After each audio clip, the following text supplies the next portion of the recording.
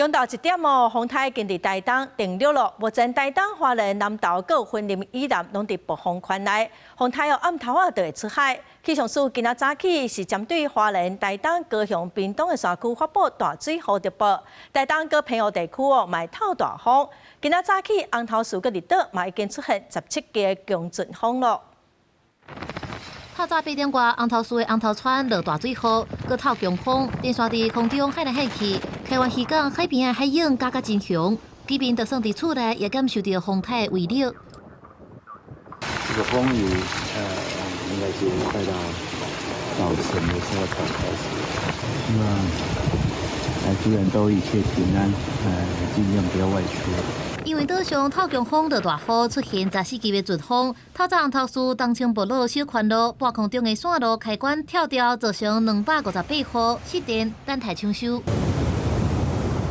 中度风台用柳伫拜三大约透早6点的时，暴风圈已经接触到花东甲恒春半岛的陆地，强度小可增强，暴风圈也扩大。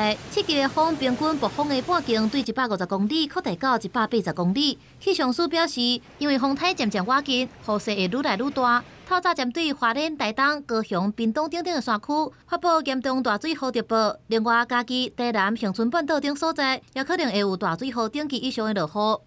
降雨的部分则是以东半部还有在山区的部分降雨是比较多的，其中最大的日累积雨量出现在兰屿，有达到166毫米哦。 气象署表示，用柳风台刷顶档的速度真紧，并且通过台湾暗头对云林嘉义台南附近出海。但是伫风台登陆的这段期间，风会真强，所以搁再针对台东甲平湖发布红色强风警示灯号，可能有平均风12级以上，或者是阵风14级以上发生的几率。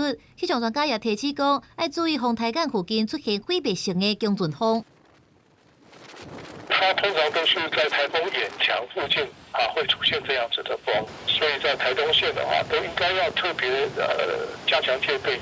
登陆以后造成的伤害，英文上面的翻译的话，就直接这个叫做毁灭性的强风了。气象署指出，下晡因为风台来到台湾的西南边，南部地区甲平湖的雨势会开始明显增强。 嘉义以南会有大水河等级的降雨出现，到暗时风台进入台湾海峡以后，平湖甲金门的雨势增强，尤其是金门到拜四的透早，风雨较严重，一直到拜四下半晡，风台才会渐渐离开。公司新闻采访报道。